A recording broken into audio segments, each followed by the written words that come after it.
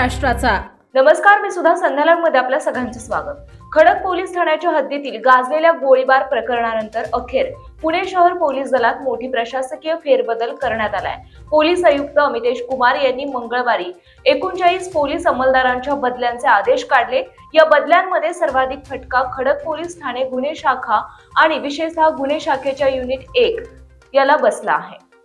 खडक गोळीबार प्रकरणानंतर लगेचच खडक पोलीस ठाण्यातील वरिष्ठ पोलीस निरीक्षक आणि गुन्हे शाखा युनिट 1 चे पोलीस निरीक्षक यांच्या तत्काळ नियंत्रण कक्षात बदल्या करण्यात आल्या होत्या। खडक पोलीस ठाण्यातील 12 आणि 27 जणांच्या बदल्या गुन्हे शाखेतील झाल्या आहेत।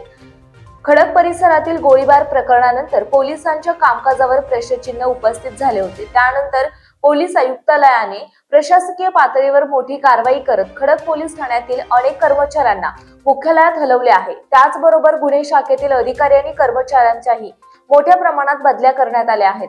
काहींना मुख्यालयात तर काहींना शहरातील विविध पोलीस ठाण्यांमध्ये पाठवण्यात आले आहे।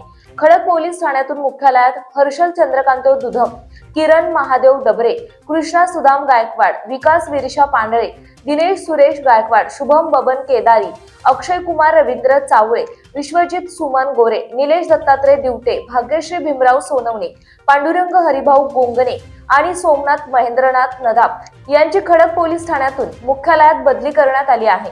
गुन्हे शाखेतून खडक पोलीस ठाण्यात राहुल देवराम मस्कर, विनोद नारायण शिंदे, मधुरी संपत जाधव, निलेश गौतम सावळे, अमित प्रकाश जमदाडे, मधुकर मोसले, ज्योती रमेश मुटकुळे, सिद्धेश्वर शांताराम वाघमारे, उमेश मुरसिंग मस्कती, हेमंत विष्णू परणे आणि शशिकांत प्रकाश नगणवरे यांची गुन्हे शाखेतून खडक पोलीस ठाण्यात नियुक्ती करण्यात आली आहे। मुख्यालयात बदली अनिकेत अनिल बाबर, सहारा लक्ष्मण डांगे आणि राहुल संजय मोरे यांची गुन्हे शाखेतून मुख्यालयात बदली करण्यात आली आहे।